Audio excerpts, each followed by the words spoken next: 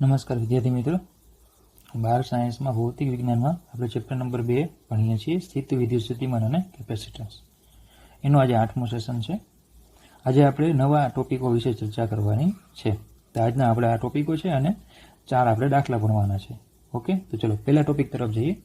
બાહ્ય ક્ષેત્રમાં સ્થિતિ ઉર્જા અથવા તો બીજું નામ છે એનું એકલ એકાકી વિદ્યુત ભારની સ્થિતિ ઉર્જા. ટૂંકમાં આજે આપણે બાહ્ય વિદ્યુત ક્ષેત્રમાં સ્થિતિ ઉર્જા ગોતવાની છે.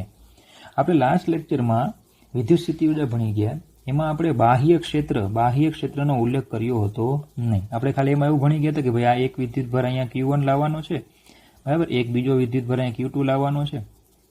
તો Q1 ને લાવવા માટે કોઈ કાર્ય કરવું પડે નહીં, W બરાબર 0, અને Q2 ને તમે R12 અંતરે લાવો તો પછી કરવું પડતું કાર્ય W એટલે જે વિદ્યુત ભારને લાવ્યા તે ગુણ્યા એ બિંદુ આગળનું સ્થિતિમાન. તો W2 = Q2. ચલો સ્થિતિમાન કોનું હોય? Q1 નું હોય. તો Q1 નું બરાબર આ બિંદુ પાસે સ્થિતિમાન એટલે બરાબર કે Q1/R12. એટલે ફાઇનલી આપણને કુલ કાર્ય એટલે બંનેનો સરવાળો એટલે આપણે મળી ગયું હતું કે Q1 Q2/R12. તો આ શું હતું? આમાં બાહ્ય ક્ષેત્ર ગેરહાજર હતું. બાહ્ય વિદ્યુત ક્ષેત્ર આમાં હાજર હતું નહીં, બાહ્ય વિદ્યુત ક્ષેત્ર નહીં હતું આમાં, બરાબર. હવે આજે આપણી ચર્ચા શું છે? બાહ્ય વિદ્યુત ક્ષેત્રમાં સ્થિતિ ઉર્જા. એટલે કે હવે આપણે ફરી પાછા બે વિદ્યુત ભારો લાવીએ, પણ એને આપણે બાહ્ય ક્ષેત્ર પહેલેથી અહીંયા હાજર છે. Q1 ને તમે જે સ્થાને લાવો છો ત્યાં પહેલેથી જ ક્ષેત્ર છે. ટૂંકમાં હવે આપણે જે વિદ્યુત ક્ષેત્ર છે એ વિદ્યુત ક્ષેત્રની અંદર જ તમારે વિદ્યુત ભણેલા. દાખલા તરીકે ધારો કે આ એક વિદ્યુત ક્ષેત્ર છે, એ સમાન હોય અથવા અસમાન હોય, કોઈ પણ હોય, બરાબર. આ ધારો કે અહીંયા વિદ્યુત ક્ષેત્ર વેક્ટર E છે, બરાબર, એની અહીંયા દિશા આપી છે. હવે ક્ષેત્રમાંના જ તમારે કોઈ P બિંદુ પાસે તમારે વિદ્યુત ભારને અનંત અંતરેથી લાવવાનો છે. અનંત અંતરેથી ક્ષેત્રમાંના કોઈ P બિંદુ પાસે 1 કુલમ વિદ્યુત ભારને લાવો તો તમને અહીંયા શું મળશે? સ્થિતિમાન મળી જાય, બરાબર. એ સ્થિતિમાન એટલે શું? તો કે આપણે એવું ભણી ગયા છીએ કે એકમ ધન વિદ્યુત ભારને બરાબર, એકમ ધન વિદ્યુત ભારને અનંત અંતરેથી લાવવા માટે કરવું પડતું કાર્ય. તો આજે આપણે શું કરવાનું છે? ક્ષેત્રમાંના P બિંદુ પાસે ધારો કે આપણે 1 કુલમ વિદ્યુત ભારને લાવીએ છીએ, તો એના માટેનું જે કાર્ય કરવું પડે એ કાર્ય એટલે જ તે બિંદુ પાસેનું સ્થિતિમાન. તો 1 કુલમ વિદ્યુત ભાર માટે કાર્ય એટલે સ્થિતિમાન Vp. તો Q કુલમ વિદ્યુત ભાર માટે કાર્ય શું? તો એને કહેવાય P બિંદુ પાસેની સ્થિતિ ઉર્જા. તો UP બરાબર QVP. આ થઈ ગયું એકલ વિદ્યુત ભારની સ્થિતિ ઉર્જાનું સૂત્ર. UP બરાબર QVP, બરાબર. આ સ્થિતિ ઉર્જા આપણે શું કહીએ છીએ કે ભાઈ આ સ્થિતિ ઉર્જા એટલે Q ની સ્થિતિ ઉર્જા. કોની આપણે ઉર્જા કહીએ છીએ? Q ની. પણ ખરેખર શું છે? આ કે આ Q ની સ્થિતિ ઉર્જા નથી. યાદ રાખજો કે આ છે ને તંત્રની સ્થિતિ ઉર્જા છે. કોની છે? તંત્રની. હવે તંત્રમાં કોણ? તો કે તંત્રમાં 2 પ્રકારના વિદ્યુત ભારો. એક તો કયો? તો કે ક્ષેત્ર ઉત્પન્ન કરતા વિદ્યુત ભારો, એટલે કે જેનું ક્ષેત્ર હોય તે, અને બીજું ધ્યાનમાં લીધેલ વિદ્યુત ભાર. બીજો કયો વિદ્યુત ભાર? જે આપણે ધ્યાનમાં લીધો હોય તે, બરાબર. તો આ સ્થિતિ ઉર્જા હંમેશા Q ની નહીં પણ કોની હોય? તંત્રની હોય. કોનું તંત્ર? તો કે Q, જે આપણે Q વિદ્યુત ભાર લઈએ તે, અને જે ક્ષેત્ર છે તે, એ બંનેના સંયુક્ત તંત્રની સ્થિતિ ઉર્જા. દાખલા તરીકે ધારો કે આપણે પૃથ્વીના ગુરુત્વાકર્ષણ ક્ષેત્ર અથવા પૃથ્વીની ગુરુત્વાકર્ષણ સ્થિતિ ઉર્જાની વાત કરીએ, તો સ્થિતિ ઉર્જા કોની? તો કે ભાઈ આપણી પૃથ્વીની? તો કે ના, આપણું અને પૃથ્વીથી બનતા તંત્રની સ્થિતિ ઉર્જા હોય, બરાબર. પણ આપણે શું કામ કહીએ કે Q ની સ્થિતિ ઉર્જા? તો કે આપણે એટલા માટે Q ની સ્થિતિ ઉર્જા કહીએ કારણ કે આપણે જે વિદ્યુત ભાર ધ્યાનમાં લીધેલો છે Q વિદ્યુત ભાર, બધો ફેરફાર જે કંઈ થાય કેમાં થાય? બધો ફેરફાર તો Q વિદ્યુત ભારમાં જ થાય, બરાબર. જે કંઈ એની પર બળ લાગે, ગતિ કરે, બધો ફેરફાર કોને અનુભવાય? Q વિદ્યુત ભાર. દાખલા તરીકે પૃથ્વી અને આપણી સ્થિતિ ઉર્જાની ચર્ચા હોય તો બધો ફેરફાર કોને અનુભવાય? તો કે આપણને. પૃથ્વીને કંઈ મોટું દળ હોવાને કારણે એને કંઈ ફેરફાર થતો નથી. ઓકે, તો આ થઈ ગયું આપણે બાહ્ય વિદ્યુત ક્ષેત્રમાં સ્થિતિ ઉર્જા. ક્લિયર આટલું? બરાબર. ચાલો હવે આપણે થોડીક ચર્ચા કરશું ક્ષેત્ર કેવું હોવું જોઈએ એના માટે. તો જો પ્રશ્ન શરૂ કરીએ કે બાહ્ય ક્ષેત્ર E આપણે જેમની સ્થિતિ ઉર્જા શોધવી છે તે આપેલા વિદ્યુત ભારે ઉત્પન્ન થયેલું નથી. દાખલા તરીકે સમજો કે ધારો કે અહીંયા કોઈ વિદ્યુત ભારનું આખું તંત્ર છે કે જે ક્ષેત્ર ઉત્પન્ન કરે છે, ધારો કે એનું ક્ષેત્ર આ રીતે છે, વિદ્યુતભારનું તંત્ર છે એ ક્ષેત્ર ઉત્પન્ન કરે છે, એ સમાન હોય અથવા સમાન ન પણ હોય. હવે આ તંત્રમાં આપણે ધારો કે કોઈ અનંત અંતરેથી ક્યુ વિદ્યુતભારને આપણે ક્ષેત્રમાંના પી બિંદુ સુધી લાવવો છે. અનંત અંતરેથી કોઈ ક્યુ વિદ્યુતભાર છે એને ક્ષેત્રમાંના પી બિંદુ સુધી તમારે લાવવો છે. ઓકે, બરાબર.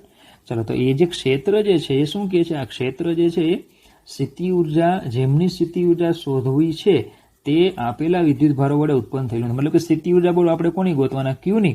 તો આ ક્ષેત્ર કંઈ ક્યુનું ક્ષેત્ર નથી, કારણ કે ક્યુ વિદ્યુતભાર હોય તો એનું પણ ક્ષેત્ર હોય કે નહીં. પણ અહીંયા જે આપણે આ ક્ષેત્રની વાત કરીએ છીએ એ ક્યુ વિદ્યુતભારનું ક્ષેત્ર તો બિલકુલ નથી, એ ખાસ ધ્યાન રાખવાનું. ક્લિયર આટલું? એટલે ક્ષેત્ર કોનું છે?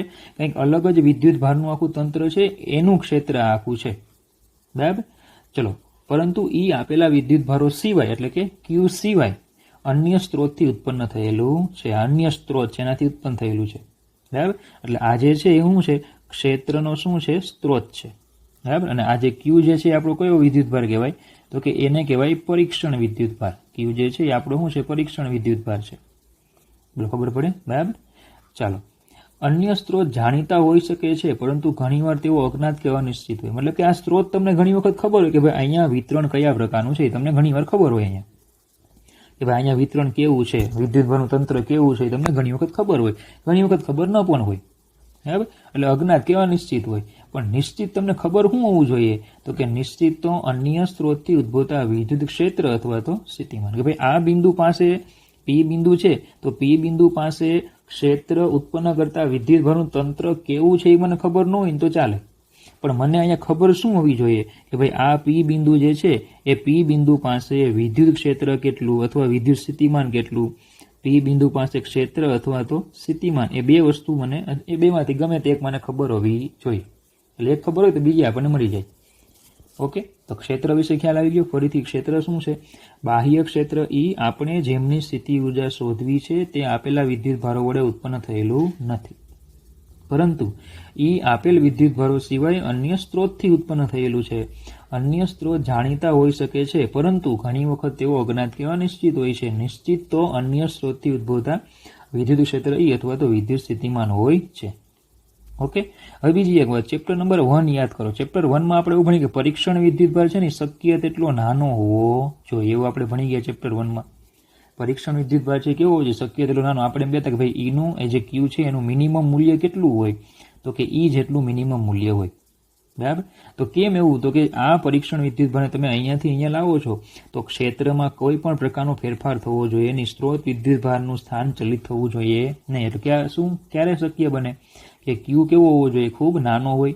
અથવા નંબર 2 કે ભાઈ આ જે ક્ષેત્ર છે એને કોઈ પણ એવા બાહ્ય બળથી એને જકડી રાખેલું હોય, કોઈ પણ પ્રકારનું બાહ્ય બળ હોય એનાથી આ બધા જે કંઈ આમાં વિદ્યુતભારો છે એને શું કરી લીધા હોય? ત્યાં જકડી રાખ્યા હોય તો પણ આવું બને. અથવા તો ત્રીજો પોઈન્ટ, એક તો પોઈન્ટ આ આવી ગયો, ક્યુ ટેન્સ ટુ 0 હોવું જોઈએ. બરાબર, સ્થાન ચલિત ન થાય. નંબર 2, ક્ષેત્રને શું કરેલા હોવા જોઈએ? એના વિદ્યુતભારોને કોઈ બાહ્ય બળથી જકડી રાખેલા હોવા જોઈએ, તો આવું થઈ શકે કે ભાઈ ક્ષેત્ર આ પોતાના સ્થાનેથી ચલિત ન થાય, સ્ત્રોત વિદ્યુતભાર. બરાબર. અથવા તો તમે નંબર 3 એવું વિચારી શકો કે આ જે સ્ત્રોત વિદ્યુતભાર છે ને એ ખૂબ દૂર હોય, પ્રચંડ વિદ્યુતભાર હોય અને ખૂબ દૂર વિદ્યુતભાર હોય. તો ખૂબ દૂર વિદ્યુતભાર હોય તો હવે આ વિદ્યુતભાર જે છે એને તમે અહીંયા લાવો તો આના સ્થાનમાં કોઈ ફેરફાર થવાનો નથી. ક્લિયર? જો ધ્યાન આપજો.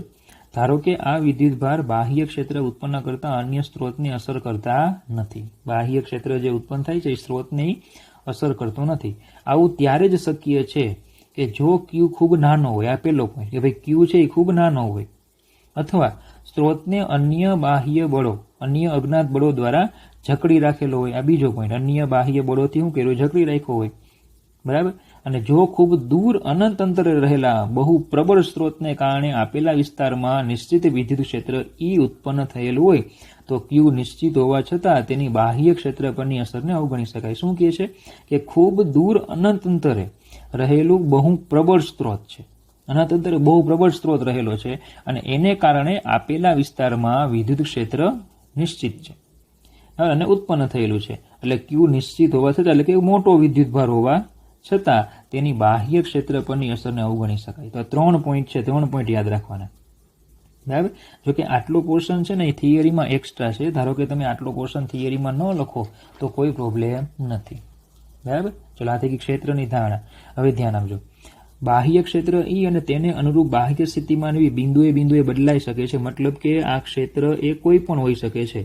ક્ષેત્ર સમાન વિદ્યુત ક્ષેત્ર હોય તોય ચાલે, અથવા તો અસમાન વિદ્યુત ક્ષેત્ર હોય તો પણ ચાલે. બરાબર. એટલે કે શું હોઈ શકે છે? સમાન હોઈ શકે છે અથવા તો બિંદુએ બદલાઈ શકે છે. એટલે આપણે ક્ષેત્ર બાહ્ય ક્ષેત્ર સમાન હોય તોય પ્રોબ્લેમ નથી અને અસમાન હોય તોય પ્રોબ્લેમ નથી. બરાબર. તો સ્થિતિમાનની વ્યાખ્યા મુજબ પી બિંદુએ બરાબર વી એ એકમ ધન વિદ્યુતભારને અનંત અંતરેથી પી બિંદુએ લાવવા કરવું પડતું કાર્ય છે. અને અનંત અંતરે સ્થિતિમાન કેવું ધારીએ છીએ? 0. બરાબર. ધારો કે આ ક્ષેત્રમાંનું પી બિંદુ છે. બરાબર. તો પછી કોઈ ક્યુ વિદ્યુતભાર જે છે, ધારો કે 1 કુલમ વિદ્યુતભાર છે, એને સ્થિતિમાનની વ્યાખ્યા શું કહે છે આપણને? કે ભાઈ બરાબર કોઈ 1 કુલમ વિદ્યુતભારને અનંત અંતરેથી ક્ષેત્રમાંના આપેલા બિંદુ સુધી અથવા આપેલા બિંદુ સુધી લાવવા માટે કરવું પડતું કાર્ય એટલે તે બિંદુ પાસેનું સ્થિતિમાન. બરાબર. કે ભાઈ આપણે સ્થિતિમાન જો વ્યાખ્યાયિત કરીએ તો એની વ્યાખ્યામાં ભણી ગયા કે ભાઈ 1 કુલમ વિદ્યુતભારને અનંત અંતરેથી ક્ષેત્રમાંના આપેલા બિંદુ સુધી લાવવા માટે કરવું પડતું કાર્ય એટલે સ્થિતિમાન. બરાબર. અને બીજું ચલો, સ્થિતિમાનનું સૂત્ર શું હતું? V બરાબર કે Q/R. તો પછી R બરાબર આપણે અનંત લઈએ તો સ્થિતિમાન V બરાબર કેવું થાય? 0. ચલો, એનો મતલબ એવો થાય કે અનંત અંતરે સ્થિતિમાન કેવું ધારીએ છીએ આપણે? 0. તો તમે સમજો કે ભાઈ 1 કુલમ વિદ્યુતભાર માટે કાર્ય એટલે સ્થિતિમાન, તો Q કુલમ વિદ્યુતભાર માટેનું કાર્ય એટલે જ શું કહેતા આપણે? વિદ્યુત સ્થિતિ ઉર્જા. તો એ કેટલી આવશે? QV. તો આ રીતે આપણે સૂત્ર લખી શકીએ. ઓકે. તો જો વિદ્યુતભાર Q ને અનંત અંતરેથી બાહ્ય ક્ષેત્રમાંના પી બિંદુએ લાવવા થતું કાર્ય એટલે QV. આ કાર્ય સ્થિતિ ઉર્જા રૂપે સંગ્રહ પામે છે. જો બિંદુ P નો સ્થાન સદિશ ઉગમ બિંદુની સાપેક્ષે R હોય તો બાહ્ય ક્ષેત્રમાં R આગળની સ્થિતિ ઉર્જા U/R = QV/R. આની જેમ R એટલે V/R એટલે R બિંદુએ બાહ્ય સ્થિતિમાન. એટલે કે આ 1 કુલમ વિદ્યુતભારને આપણે અનંત અંતરેથી અહીંયા લઈ આવીએ. બરાબર. તો એના માટેનું જે કાર્ય થાય એ કાર્ય એટલે જ સ્થિતિમાન. તો ધારો કે આ પી બિંદુ છે, એનો સ્થાન સદિશ જો વેક્ટર R1 હોય તો આ સ્થિતિમાનને આપણે શું લખી શકીએ? V/R1. બરાબર.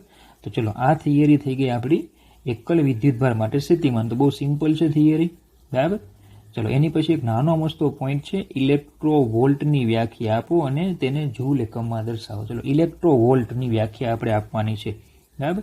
તો જો પહેલા તો ધ્યાન આપજો કે ધારો કે આપણી પાસે અહીંયા એક સમાન વિદ્યુત ક્ષેત્ર હું લઉં છું. બરાબર. એમાં ધારો કે આપણી પાસે અહીંયા 2 બિંદુઓ છે. ધારો કે આ બિંદુ છે A અને આ બિંદુ છે B. અહીંયા સ્થિતિમાન છે VA, ક્ષેત્રમાંના બિંદુઓ છે. અહીંયા સ્થિતિમાન છે VB. આ છે વિદ્યુત ક્ષેત્ર. બરાબર. ચલો, બંને જે બિંદુઓ છે A અને B, એમની વચ્ચે વિદ્યુત સ્થિતિમાનનો તફાવત ધારો કે 1 વોલ્ટ છે. બંને જે બિંદુઓ છે એમની વચ્ચે વિદ્યુત સ્થિતિમાનનો તફાવત કેટલો છે? 1 વોલ્ટ છે. બરાબર. હવે ધારો કે આપણે એક ઇલેક્ટ્રોન ધારો કે છે, એ ઇલેક્ટ્રોન આ બિંદુથી ગતિ કરીને આ બિંદુ સુધી આવે છે. એક ઇલેક્ટ્રોન જે છે એ બી બિંદુથી ક્યાં આવે છે? એ બિંદુ સુધી આવે છે. બરાબર. કારણ કે એની ઉપર શું થાય? ક્ષેત્રની વિરુદ્ધમાં બળ લાગશે એટલે એક ઇલેક્ટ્રોન ધારો કે અહીંયાથી ગતિ કરીને ક્યાં આવે છે? એ બિંદુ સુધી આવે છે. ચલો, ઇલેક્ટ્રોન ક્ષેત્રમાં છે એટલે એની પોતાની કંઈક સ્થિતિ ઉર્જા હોય, એટલે બી બિંદુ પાસે સ્થિતિ ઉર્જા હોય, એ બિંદુ પાસે સ્થિતિ ઉર્જા હોય. તો હવે એક બિંદુથી બીજા બિંદુ પર જશે એટલે સ્થિતિ ઉર્જામાં શું થાય? ફેરફાર થાય. બરાબર. તો આ જેટલો ફેરફાર થાય ને એને 1 ઇલેક્ટ્રોવોલ્ટ કહેવાય. આ જેટલો ફેરફાર થાય એને શું કહેવાય? 1 ઇલેક્ટ્રોવોલ્ટ કહેવાય. દાખલા તરીકે સમજો કે હમણાં આપણે સૂત્ર ભણી ગયા કે U બરાબર QV છે, તો પછી ડેલ્ટા U બરાબર શું લખાય? Q ડેલ્ટા V લખાય. બરાબર. ચલો, હવે આપણે Q કેટલા લીધા? E જેટલા લીધા. Q બરાબર કેટલા લેવાના? ઇલેક્ટ્રોનને લેવાનો. એટલે આવશે 1.6 × 10⁻−19 બરાબર કુલમ. અને સ્થિતિમાનનો તફાવત આપણે કેટલો લીધો? સ્થિતિમાનનો તફાવત આપણે ડેલ્ટા V બરાબર કેટલો લીધો? 1 વોલ્ટ લીધો. તો ડેલ્ટા U બરાબર શું થાય? 1.6 × 10⁻19 ગુણ્યા 1 એટલે coulomb into volt. Coulomb into volt એટલે આ થઈ જાય જૂલ. એટલે આને કહેવામાં આવે 1 ઇલેક્ટ્રોવોલ્ટ. કારણ કે આ શું છે? E. બરાબર. E કુલમ ગુણ્યા આ 1 શું છે? વોલ્ટ. કુલમ ઇન્ટુ વોલ્ટ એટલે એ થઈ જાય જૂલ. તો આવું થઈ ગયું 1 ઇલેક્ટ્રોવોલ્ટ. ખબર પડે આને શું વાંચવામાં આવે છે? 1 ઇલેક્ટ્રોવોલ્ટ. તો ઇલેક્ટ્રોવોલ્ટ કોનો એકમ છે? ઇલેક્ટ્રોવોલ્ટ એ કોનો એકમ છે? આપણે વિદ્યુત ભારનો. સોરી, ઇલેક્ટ્રોવોલ્ટ કોનો એકમ છે? સ્થિતિ ઉર્જાનો. બરાબર, ઉર્જાનો એકમ છે. તો જો સ્થિતિ ઉર્જા ઇલેક્ટ્રોવોલ્ટ શું છે? તો કે જો E 1.6 × 10⁻19 કુલમ વિદ્યુત ભાર ધરાવતા ઇલેક્ટ્રોનને 1 વોલ્ટના સ્થિતિમાનના તફાવતમાંથી પ્રવેગિત કરવામાં આવે, એટલે કે અહીંયાથી મુક્ત કરો, અહીંયા પહોંચે, 1 વોલ્ટના સ્થિતિમાનના તફાવત પ્રવેગિત કરવામાં આવે તો તે Q ડેલ્ટા V એટલે કે 1.6 × 10⁻19 જૂલ ઉર્જા પ્રાપ્ત કરે. ઉર્જાના આ એકમને શું કહેવામાં આવે? 1 ઇલેક્ટ્રોવોલ્ટ કહે છે. એટલે ટૂંકમાં 1 ઇલેક્ટ્રોવોલ્ટ એટલે 1.6 × 10⁻19 જૂલ. ખબર પડે? બરાબર, કારણ કે કુલમ તમે ક્યુની કિંમત મૂકો એટલે 1.6 × 10⁻19 થાય. ક્યુની કિંમત મૂકો એટલે 1.6 × 10⁻19 શું લખશો તમે? કુલમ. અને વોલ્ટ કેટલા મૂકવાના તમે? ગુણ્યા 1 વોલ્ટ. તો કુલમ ઇન્ટુ વોલ્ટ એટલે થઈ જાય જૂલ. તો આ થઈ જાય 1.6 × 10⁻19 જૂલ. આને કહેવામાં આવે 1 ઇલેક્ટ્રોવોલ્ટ. બરાબર. ચલો, ઇલેક્ટ્રોવોલ્ટ આધારિત એકમો વધુ વ્યાપક પ્રમાણમાં તો કે પરમાણુ છે, ન્યુક્લિયસ છે કે કણ ભૌતિક વિજ્ઞાન, પાર્ટિકલ ફિઝિક્સ, એમાં ઇલેક્ટ્રોવોલ્ટ એકમ ઘણો વ્યાપક ઉપયોગ થાય. બરાબર, ઉર્જાનો ઇલેક્ટ્રોવોલ્ટ એકમ છે આપણે પરમાણુ છે, ન્યુક્લિયસ છે, ચેપ્ટર આપણે આગળ ભણશું. બરાબર, કણ છે, બરાબર, એનું ચેપ્ટર આપણે આગળ ભણશું ભેદ સ્વભાવનું. તેમાં ઇલેક્ટ્રોવોલ્ટ એકમનો વ્યાપક ઉપયોગ થાય. હવે ઇલેક્ટ્રોવોલ્ટના ગુણક અને ઉપગુણક તો તમને ખ્યાલ પડે કે ભાઈ 1 કિલો ઇલેક્ટ્રોવોલ્ટ, બરાબર, 1 કિલો એટલે 10⁻³ ઇલેક્ટ્રોવોલ્ટ થાય. તો 10⁻³ ગુણ્યા ઇલેક્ટ્રોવોલ્ટ. ઇલેક્ટ્રોવોલ્ટ એટલે આપણે શું કીધું? ઇલેક્ટ્રોવોલ્ટ એટલે 1.6 ગુણ્યા 10⁻19 એટલે આ થઈ જશે 1.6 ગુણ્યા 10⁻16 જૂલ. પછી મિલિયન એટલે 10�6 ઇલેક્ટ્રોવોલ્ટ એટલે 10�6 ગુણ્યા 1.6 ગુણ્યા 10⁻19 એટલે થશે 1.6 ગુણ્યા 10⁻13 જૂલ. પછી ગીગા એટલે 10⁹ તો 10⁹ ઇલેક્ટ્રોવોલ્ટ એટલે થઈ જાય 10⁹ ગુણ્યા 1.6 ગુણ્યા 10⁻19 એટલે 1.6 ગુણ્યા 10⁻10 જૂલ. પછી ટેરા એટલે 10⁻12 ઇલેક્ટ્રોવોલ્ટ એટલે થઈ જશે 10⁻12 ગુણ્યા 1.6 ગુણ્યા 10⁻19 એટલે થઈ જાય 1.6 ગુણ્યા 10⁻7 જૂલ. બરાબર. તો ઇલેક્ટ્રોવોલ્ટની વ્યાખ્યા ખાલી એક છે. ઓકે.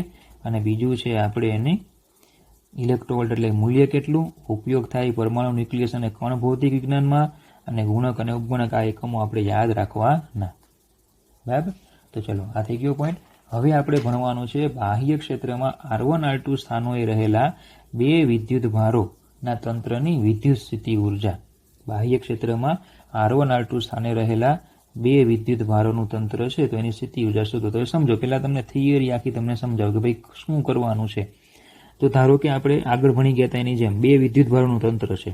ધારો કે અહીંયા Q1 વિદ્યુત ભાર છે, અહીંયા Q2 વિદ્યુત ભાર છે, બંને વચ્ચેનું અંતર છે R12. બરાબર. હવે આ તંત્રનું નિર્માણ કરવું હોય તો આપણે અનંત અંતરેથી બંને વિદ્યુત ભારોને લાવવા પડે. એટલે કે હમણાં અત્યારે વિદ્યુત ભાર નથી એવું આપણે ધારીએ. બરાબર. પણ બાહ્ય વિદ્યુત ક્ષેત્રમાં છે, બાહ્ય ક્ષેત્રમાં હોય તો પછી એનો મતલબ કે અહીંયા કંઈક સ્થિતિમાન છે. ધારો કે આ બિંદુનો સ્થાન સદિશ વેક્ટર R1 કહી દઉં, આ બિંદુનો સ્થાન સદિશ વેક્ટર R2 કહી દઉં. તો આ બિંદુ આગળ સ્થિતિમાન જે છે એને હું કહી દઉં V ઓફ વેક્ટર R1, અને આ બિંદુ આગળ સ્થિતિમાન છે એને કહી દઉં V ઓફ વેક્ટર R2, કારણ કે બાહ્ય ક્ષેત્રમાં છે. બાહ્ય ક્ષેત્રમાં હોય એટલે સ્થિતિમાન હોવાનું. બરાબર. ચલો, હવે આપણા સ્ટેપ શું હતા? આપણે કાલે ભણી ગયા હતા એ જ સ્ટેપ પ્રમાણે કરવાનું. બરાબર. કે પહેલા આપણે Q1 વિદ્યુત ભારને લાવવાનો.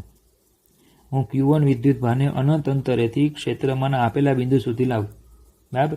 તો હવે સમજો, કાલે શું હતું કે કાલે બાહ્ય ક્ષેત્ર હતું નહીં, એટલે આપણે શું લખ્યું હતું કે ભાઈ W1 બરાબર 0, અને કાર્યની શરૂઆત પછી W2 થી થઈ. પણ આજે એવું નહીં થાય, કારણ કે આજે તો અહીંયા ઓલરેડી સ્થિતિમાન છે. સ્થિતિમાન હોય તો પછી Q1 વિદ્યુત ભારને હું લાવું તો શું નિયમ હતો? કોને લાવ્યા તમે? તો કે Q1 ને લાવ્યા. તો Q1 જે બિંદુ આગળ લાવ્યા ત્યાં સ્થિતિમાન કેટલું છે? V of vector R1. આ થઈ ગયું કાર્ય W1. બરાબર. ચલો, હવે આપણે Q2 વિદ્યુત ભારને લાવો. બરાબર. હવે કયો વિદ્યુત ભાર લાવવાનો છે? આપણે Q2. તો Q2 વિદ્યુત ભારને અનંત અંતરેથી આપેલા બિંદુ સુધી તમે લાવો. હવે ધ્યાન આપજો. હવે એક તો પહેલા તો અહીંયા સ્થિતિમાન આટલું તો છે જ બિંદુ પાસે, અને હવે Q1 વિદ્યુત ભાર અહીંયા આવ્યો એટલે R12 અંતરે બોલો આ Q1 નું સ્થિતિમાન પણ અહીંયા હશે. એ Q1 નું સ્થિતિમાન કેટલું હશે તો કે 1/4πε0 Q1/R12 આ બીજું સ્થિતિમાન હશે બરાબર એટલે ટૂંકમાં એમ કહેવાય કે એક તો ક્ષેત્રની વિરુદ્ધમાં તો કાર્ય કરવું જ પડે બીજું Q1 વિદ્યુતભાર છે એના ક્ષેત્રની વિરુદ્ધમાં પણ તમારે કાર્ય કરવું પડે તો Q2 માં કાર્ય કેટલા થાય બે સ્થિતિમાન છે એટલે કાર્ય કેટલા થાય એમાં બે ચલો એક તો પેલા જે બરાબર બાહ્ય જે ક્ષેત્ર છે બાહ્ય ક્ષેત્ર પેલું કાર્ય જે છે એમાં કોને લીધે તો કે બાહ્ય વિદ્યુત ક્ષેત્રની બરાબર વિરુદ્ધમાં Q2 પર કાર્ય ચલો બાહ્ય ક્ષેત્ર એટલે સ્થિતિમાન આટલું લેવાનું ચલો કયો વિદ્યુતભાર લાવો છો તમે Q2 તો વિદ્યુતભાર લાવ્યા Q2 જ્યાં લાવ્યા ત્યાં સ્થિતિમાન કેટલું બાહ્ય ક્ષેત્રનું સ્થિતિમાન V of R2 આટલું કાર્ય થયું ચલો બીજું કાર્ય કયું તો કે Q1 ના ક્ષેત્રની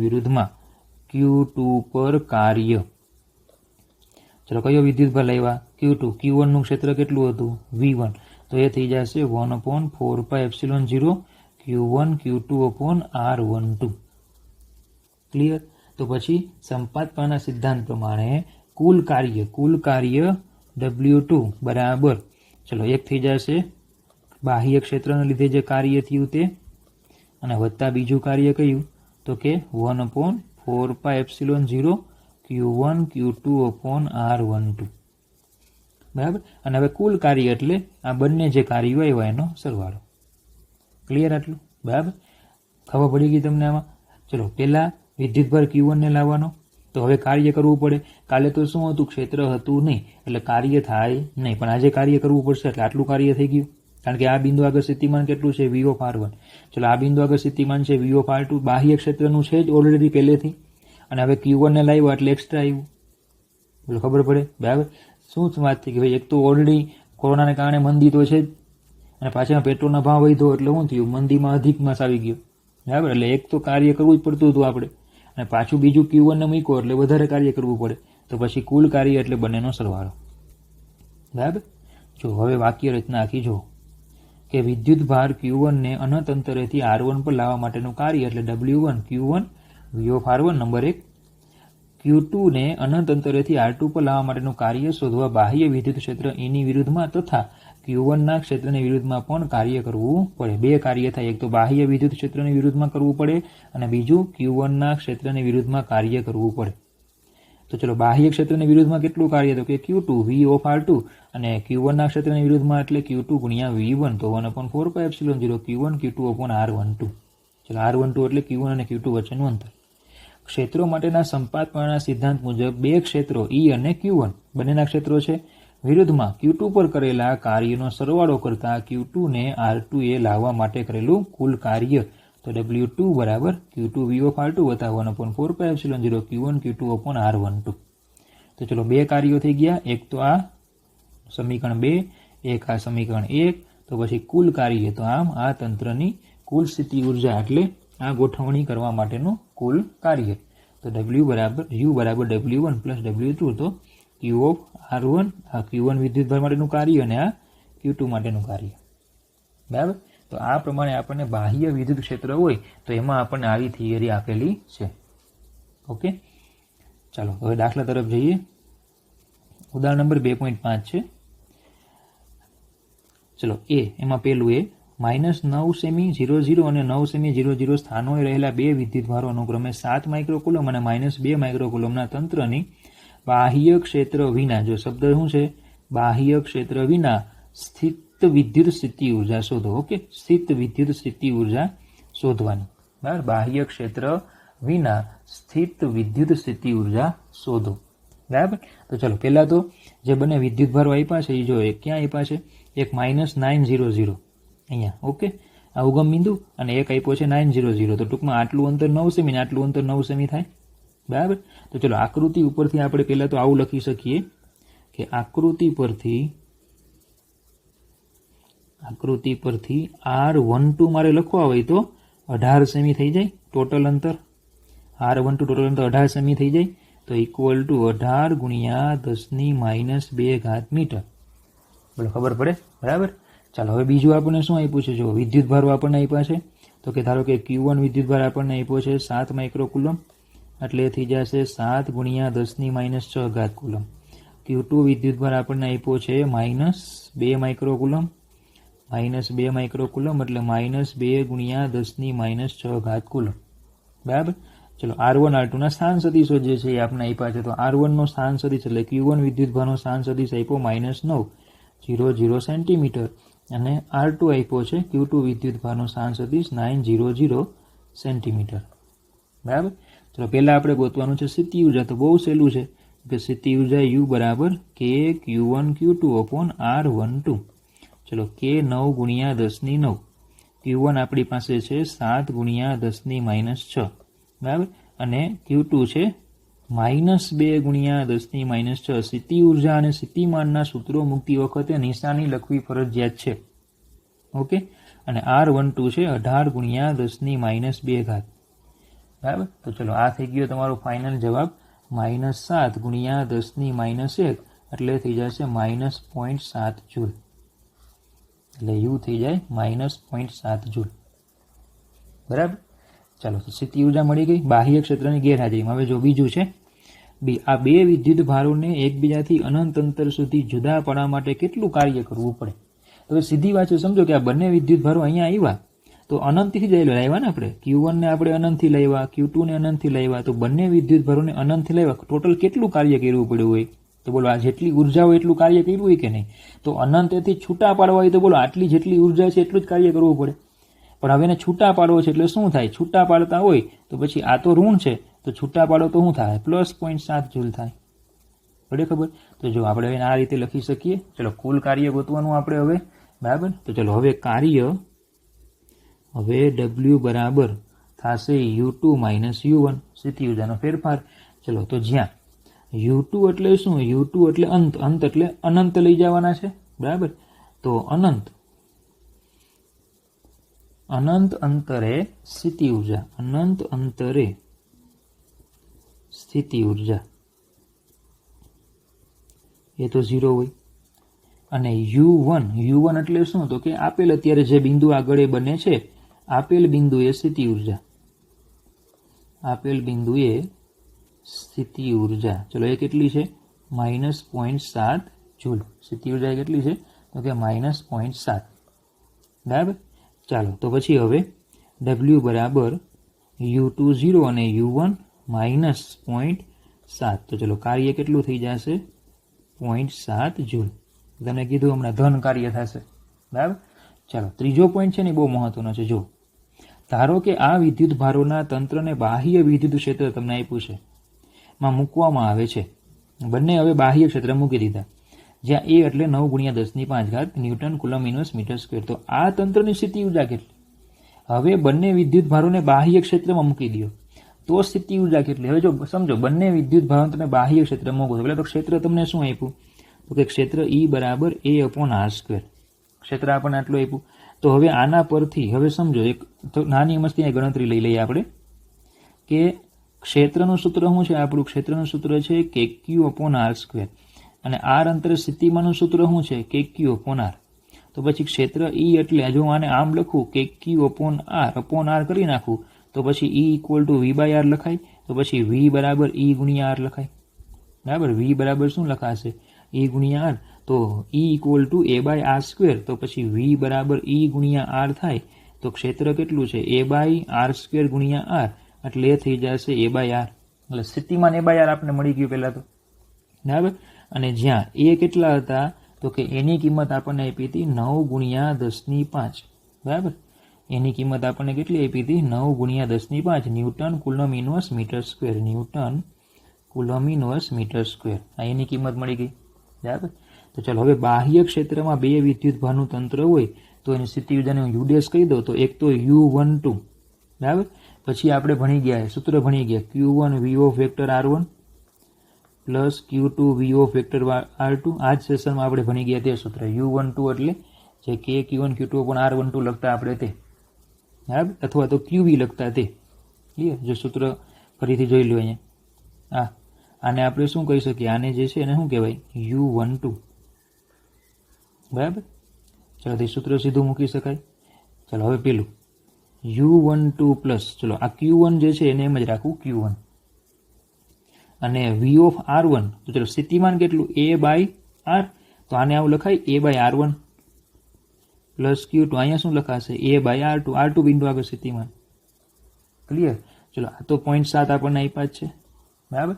Q1 આપણને આપ્યા હતા 7 ગુણ્યા 10 - 6, એ આપણી પાસે છે 9 ગુણ્યા 10 - 5, અને R1 છે 9 ગુણ્યા 10 - 2. ચલો ઇક્વલ માઇનસ Q2 આપણી પાસે છે 2 ગુણ્યા 10 - 6 ગુણ્યા આ 9 ગુણ્યા 10 - 5 ના છેદમાં R2 આપણી પાસે છે 9 ગુણ્યા 10 - 2. જો R1 R2 માં તમારે પ્લસ માઇનસ નથી લેવાના, ખબર પડે ને, પ્લસ માઇનસ નથી લેવાના, આ તો અંતર છે, બરાબર. અંતર છે R1 અને R2 શું છે? અંતર છે, કે ભાઈ જે અંતર છે એ અંતર આપણે સ્થિતિમાન આપ્યું છે, R અંતર સ્થિતિમાન આટલું, તો પછી R1 અંતરે આટલું થાય, R2 અંતરે આટલું થાય, એટલે આપણે માઇનસ ક્યાં લેવાના? વિદ્યુત ભારને, અંતરને ઋણ લેવાના નથી. એટલે આ થઈ જશે -7 વત્તા, બરાબર, પેલું થઈ જશે 7 ગુણ્યા 10 - 1 -2 ગુણ્યા 10 - 1, એટલે એ ફાઇનલ તમને સ્થિતિ ઉર્જા મળશે U ઇક્વલ ટુ -0.7 વત્તા 70 -20, એટલે U ઇક્વલ ટુ 49.3 જૂલ. ચલો U ડેશ નામ આપ્યું છે તો આને U ડેશ કહી દઈએ. તો ટૂંકમાં બાહ્ય ક્ષેત્ર જ્યારે પણ હોય, બાહ્ય ક્ષેત્ર, ત્યારે આપણે આ સૂત્ર લેવાનું. બાહ્ય ક્ષેત્ર હોય, 2 વિદ્યુતભારનું તંત્ર હોય, તો આ સૂત્ર આપણે એપ્લાય કરવાનું, બરાબર. તો 3 માર્કનો દાખલો છે, IMP દાખલો છે. ચાલો એની પછીનો છે કે એક 8 મિલીકુલમ વિદ્યુતભાર ઉગમ બિંદુએ રહેલો છે. 8 મિલીકુલમનો વિદ્યુતભાર તમને ક્યાં આપ્યો છે? ઉગમ બિંદુએ. તો ચલો એને આપણે હું કહી દઉં કેપિટલ Q. 8 મિલીકુલમનો જે વિદ્યુતભાર છે એને આપણે શું કહી દઈએ? કેપિટલ Q કહી દઈએ. સ્ત્રોત વિદ્યુતભાર 8 મિલીકુલમ, એટલે 8 ગુણ્યા 10 - 3 કુલમ. ચલો એક નાના 2 ગુણ્યા 10 - 9 કુલમ વિદ્યુતભારને, એટલે એને સ્મોલ Q કહી દો, -2 ગુણ્યા 10 - 9 કુલમ વિદ્યુતભારને P ઓફ 003 થી R ઓફ 069 સેમી બિંદુથી થઈ Q ઓફ 040 બિંદુએ લાવવા માટે કેટલું કાર્ય કરવું પડે? તો ટૂંકમાં પહેલા P આગળ છે, ત્યાંથી R લઈ જવાનું, ત્યાંથી Q લઈ જવાનો, તો P થી Q એ ટૂંકમાં ફાઇનલ લઈ જવાનું. કેટલું કાર્ય કરવું પડે એ ગોતવાનું. ચલો P ક્યાં છે? 003, એટલે ધારો કે Z અક્ષ જાને હું લઈ લઉં તો આ 003, બરાબર. પછી R ક્યાં છે? તો કે 69, એટલે Y અને Z, તો કે આ Z છે, આ Y છે, એટલે અહીંયા આવશે, અને આ કેટલા છે? 4, એટલે Y ઉપર, આ Y અક્ષ છે, એટલે ટૂંકમાં X અક્ષનું કંઈ કામ નથી, એટલે એને સાઈડમાં રાખી, તો YZ સમતલ લીધું. તો ફાઇનલી વિદ્યુતભારને એમ કહેવાય કે ભાઈ તમે P થી એને RA લઈ જાઓ અને RA થી Q લઈ જાઓ, તો ભાઈ સીધું સીધું બોલો ને ભાઈ તમે ક્યાંથી ક્યાં લઈ જાઓ એને? તો કે P થી R પર લઈ જાઓ. તો એના માટે કેટલું કાર્ય કરવું પડે? તો બહુ સિમ્પલ છે, ભાઈ P થી R પર લઈ જાઓ છો તો કાર્ય W બરાબર Q ડેલ્ટા V. કાર્ય જે કરવું પડે એ W બરાબર શું આવશે? Q ડેલ્ટા V, બરાબર. તો આ સૂત્રનો આપણે ઉપયોગ કરી શકીએ, એટલે ખબર પડે, બરાબર. ચાલો હવે એના માટે સમજો કે ભાઈ P બિંદુ આગળ હોય ત્યારે એ વિદ્યુતભારનું અંતર Q થી અંતર કેટલું થશે? P બિંદુ આગળ હોય ત્યારે Q થી અંતર કેટલું થાય? તો કે 3 ઉપર છે કે નહીં વિદ્યુતભાર, એટલે થઈ જાય 3 સેમી, એટલે 3 ગુણ્યા 10 - 2 મીટર, અને Q બિંદુ આગળ આવે ત્યારે અંતર કેટલું થશે એનું? 4 સેમી, એટલે થઈ જશે 4 ગુણ્યા 10 - 2 મીટર. ખબર પડે, બરાબર. તો આ રીતે આપણને તે મળી જાય. ક્લિયર આટલું? ચાલો એની પછી ચાલો ઓકે, તો ખબર પડી ગઈ તમને Q ડેલ્ટા સૂત્ર આપણે લેવાનું છે, બરાબર. ચાલો તો આ જો પહેલા તો વિદ્યુતભાર એક બિંદુથી બીજા બિંદુ પર લઈ જવા કરવું પડતું કાર્ય માર્ગ પર આધારિત નથી, ખબર જ છે ને. તેથી P અને Q પર જતા, P થી Q પર જતા કરવું પડતું કાર્ય, મતલબ કે શું કહે છે કે ભાઈ આપને એમ કીધું કે ભાઈ આપણે વિદ્યુતભારને ભાઈ તમારે P થી Q R લઈ જાઓ અને R થી Q લઈ જાઓ, પણ હવે આપને ખબર છે કે ભાઈ પ્રારંભિક પોઝિશન એની P આગળ છે, અંતિમ પોઝિશન એની Q આગળ છે, તો વિદ્યુતભારને એક બિંદુથી બીજા બિંદુ પર લઈ જાઓ છો તો માર્ગ ઉપર તો આધારિત જ નથી, બરાબર. તો આપણે સીધી ગણતરી શું કરી શકીએ? P થી Q ની આપણે સીધી ગણતરી કરી શકીએ. ઓકે, ચાલો તો પછી W બરાબર delta Q delta V, W બરાબર Q ડેલ્ટા V. તો W બરાબર Q, ચલો ડેલ્ટા V એટલે VQ માઇનસ VP, અંતિમ માઇનસ પ્રારંભિક. તો W બરાબર Q ક્યુ. ચલો વી ક્યુ એટલે કે કેપિટલ ક્યુ. જો અહીંયા ક્ષેત્ર છે ને, ક્ષેત્ર સ્થિતિમાન કોનું છે? ક્યુ વિદ્યુતભારના સ્થિતિમાનમાં ગતિ કરે છે ને, એટલે વિદ્યુત સ્થિતિમાન કોનું હોય? કેપિટલ ક્યુનું. એટલે અહીંયા કેપિટલ ક્યુ આવશે. ખબર પડે તમને? અહીંયા કેપિટલ ક્યુ આવે. જો બરાબર, આપણે સ્મોલ વિદ્યુત ભારને પી થી આર પર લઈ જઈએ છીએ, ઓકે, પણ આ પી બિંદુ આગળ બરાબર સ્થિતિમાન કોનું હશે? કેપિટલ ક્યુનું હશે. પી બિંદુ આગળ સ્થિતિમાન કોનું હોય? કેપિટલ ક્યુનું. ઓકે, સેમ આ જે ક્યુ બિંદુ છે ત્યાં સ્થિતિમાન કોનું હોય? કેપિટલ ક્યુનું સ્થિતિમાન હોય. બરાબર, ચાલો તો કે ક્યુ અપોન આર ક્યુ માઇનસ કે ક્યુ અપોન આર પી. ચલો ડબલ્યુ બરાબર ક્યુ કે એ કોમન લઈ લઈએ, 1 upon R Q minus 1 upon R P. બરાબર, તો આવશે ડબલ્યુ બરાબર, ચલો કિંમત મૂકી દઈએ. ક્યુ આપ્યા છે -2 ગુણ્યા 10⁻9. બરાબર, આપણે સ્મોલ ક્યુ આપ્યા છે, સ્મોલ ક્યુ આપણને આપ્યા છે -2 ગુણ્યા 10⁻9. કાર્ય ગોતીએ છીએ વિદ્યુતભારને, ધન હોય તો ધન, ઋણ હોય તો ઋણ લેવું પડે. ચલો કેપિટલ કે એટલે 9 ગુણ્યા 10⁹. કેપિટલ ક્યુ છે 8 ગુણ્યા 10⁻3. બરાબર, અને ચલો 1 અપોન આર ક્યુ ને 1 અપોન આર પી. ચલો આર ક્યુ કેટલા છે? 4 ગુણ્યા 10⁻2, એટલે -2 કોમન લઈ લઉં. અહીંયા પણ -2 છે, તો એ બંનેની -2 કોમન લઈને છેદમાં લખી નાખી, એટલે અહીંયા ખાલી વધશે મારા 1 અપોન 1/4 અને આ વધશે 1/3. બરાબર, ચલો તો ડબલ્યુ બરાબર આ ફાઇનલ થશે -144 ગુણ્યા 10⁻1 ના છેદમાં 3 ગુણ્યા 4. લસા લઈ લઉં છું, એટલે આ આવશે 3 - 4. બરાબર, અહીંયા લસા લીધો એટલે 3 ગુણ્યા 4 અને 3 - 4. માઇનસ માઇનસ પ્લસ થઈ જશે, ભાગાકાર કરી નાખો એટલે થઈ જશે 12 ગુણ્યા 10⁻1. એટલે ડબલ્યુ બરાબર 1.2 જૂલ. તો આ થઈ ગયું આપણું કાર્ય. બરાબર, તો આ આપણે આવો વધારાના સ્વાધ્યાયમાં દાખલો આવો આપેલો હતો. ઓકે, ચાલો નેક્સ્ટ દાખલો લઈએ. પણ બહુ સહેલો દાખલો છે, વધારાના સ્વાધ્યાયનો જ છે. 13મો. બી બાજુવાળા એક ઘનના દરેક બિંદુએ વિદ્યુતભાર ક્યુ છે. ચલો એક ઘન આપ્યો છે, બધા બિંદુ આગળ વિદ્યુતભાર ક્યુ છે. આ વિદ્યુતભારના તંત્રને લીધે ઘનના કેન્દ્ર પર સ્થિતિમાન અને ક્ષેત્ર ગોતો. ચલો આ ઘનનું કેન્દ્ર, ત્યાં સ્થિતિમાન અને ક્ષેત્ર ગોતો. જો સ્થિતિમાન શોધવા માટે શું કરવું પડે? જેટલા પણ વિદ્યુતભાર હોય બધા વડે ઉદ્ભવતા સ્થિતિમાન ગોતી એનો સરવાળો. તો આપણે જરૂર શું પડશે? તો કે બધાના અંતરની જરૂર પડે. દાખલા તરીકે ABCD આ ઘનને આપણે નંબર આપી દીધા, બરાબર, નામ આપી દીધા આપણે બધા શિરોબિંદુને. તો આપણે જરૂર પડશે આ AO, BO, CO, બરાબર, DO, GO, FO, HO અને EO. આ બધા અંતરની જરૂર પડે. ખબર પડે? આ બધા અંતર આપણે ગણવા પડશે. બરાબર, તો જો પહેલાં તો તમને ઘન વિશે આટલો તો ખ્યાલ હોય જ. ઘન જ્યારે પણ આવે એટલે તમને આટલી બાબતો ખબર હોય જ કે ભાઈ આ બી છે, આ બી છે, તો આ સીધી વાત છે. √2b થાય. હવે 12મા ધોરણમાં આવી ગયા, ગણતરી કરવાની જરૂર ન હોય. બરાબર, કારણ કે આ ખૂણો કાટખૂણો થાય એટલે પાયથાગોરસ મૂકો એટલે થઈ જાય. ચલો બીજું, આ ખૂણો પણ પાઠખૂણો થાય. આ √2b, આ બી, તો આ કેટલું થાય? √3b. 12મા ધોરણમાં આવી ગયા, સેમ 12મા ધોરણમાં આવી ગયા, ગણવાની જરૂર હોય નહીં. પાયથાગોરસ મૂકીને તમે ગણી શકો. તો ટૂંકમાં ફાઇનલી એવું થાય કે ભાઈ અહીં AO બરાબર, BO બરાબર, CO બરાબર, DO બરાબર, GO બરાબર, HO બરાબર, EO બરાબર, FO બરાબર ટોટલ કેટલું? √3b/2. ટોટલ અંતર કેટલું આવે? √3b/2. આને હું કહી દઉં અંતર r, કારણ કે બધા સરખા જ છે. તો કુલ કેટલા વિદ્યુતભારો છે? 8 છે. તો કુલ સ્થિતિમાન એટલે 8 વખત, ચલો એકનું સ્થિતિમાન એટલે કે Q અપોન R ગુણ્યા 8 કરવાના. તો V બરાબર 8 ગુણ્યા, ચલો K એટલે 1/4πε0 અને Q તો આપણે Q જ રાખવાના છે. R છે √3b/2. તો V ઇક્વલ ટુ, ચલો આ કેન્સલ થાય, 2 થઈ જાય, ઉપર જાય એટલે 4 થઈ જશે, એટલે આવશે 4Q અપોન √3πε0b. આ આપણો જવાબ. તો વધારાના સ્વાધ્યાયમાં દાખલો આપ્યો છે, બહુ સિમ્પલ છે. બરાબર, આ થઈ ગયું સ્થિતિમાન. ચલો હવે વિદ્યુત ક્ષેત્ર ગોતવાનું. શું ગોતવાનું છે હવે? વિદ્યુત ક્ષેત્ર. તો ચલો તમને યાદ છે કે આપણો દાખલો ભણી ગયા હતા, એક ત્રિકોણ હોય, એના ત્રણેય શિરોબિંદુ ઉપર કયો વિદ્યુતભાર હોય, તો કેન્દ્ર પર કોઈ વિદ્યુતભાર મૂકો તો એની પર લાગતું બળ 0 હોય. કેમ? કારણ કે ક્ષેત્ર 0 હોય.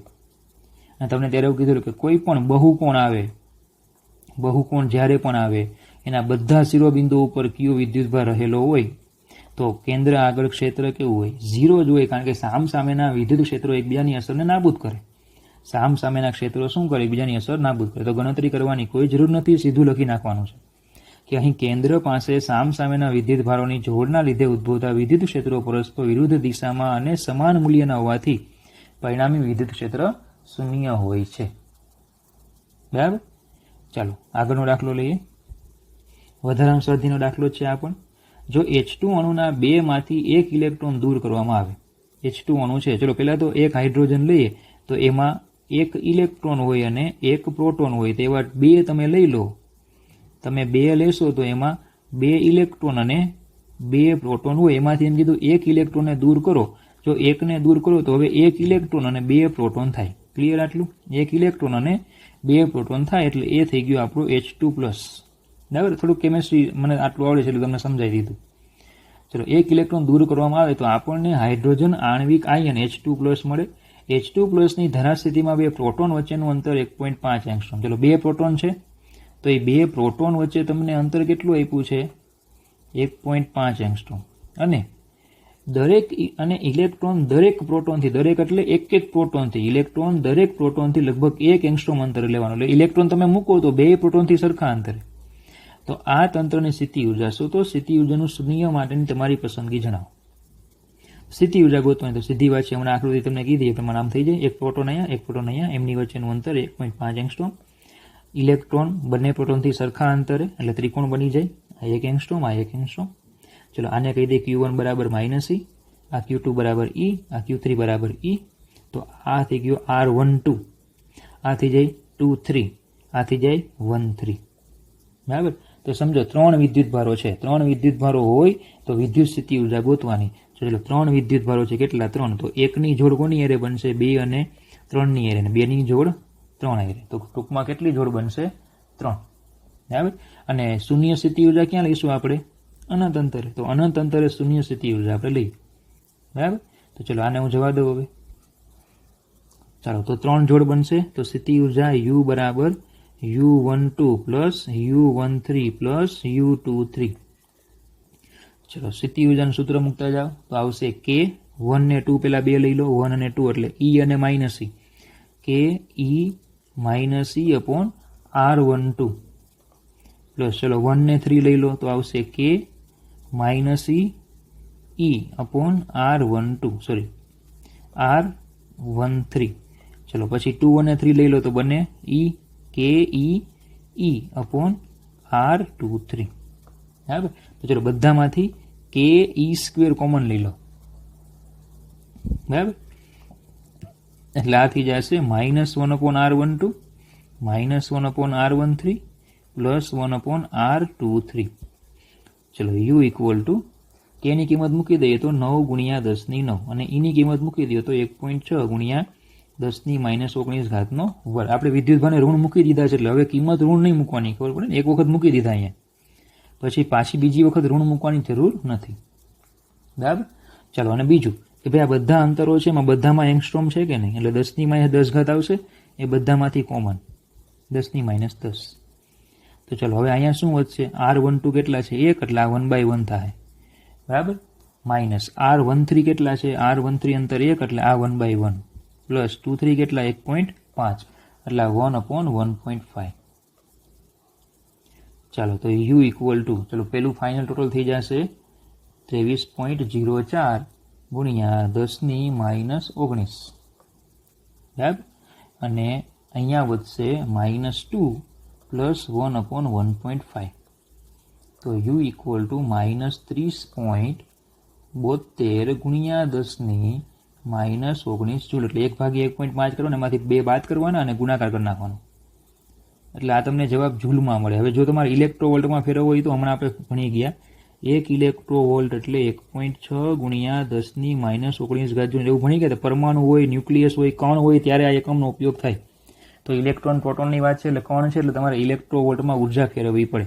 તો ઇલેક્ટ્રોવોલ્ટને જૂલમાં ફેરવવા હોય તો આટલા વડે ગુણવા પડે. તો જૂલને ઇલેક્ટ્રોવોલ્ટમાં ફેરવવા હોય તો આટલા વડે ભાગવા પડે. એટલે આમ લખાય -30.72 ગુણ્યા 10 ની -19 ના છેદમાં 1.6 ગુણ્યા 10 ની -19 એટલે ઇલેક્ટ્રોવોલ્ટમાં ફરે એટલે U બરાબર -19.2 ઇલેક્ટ્રોવોલ્ટ. ઓકે, ચાલો તો આજે આપણે આટલું જ રાખીશું. Thank you.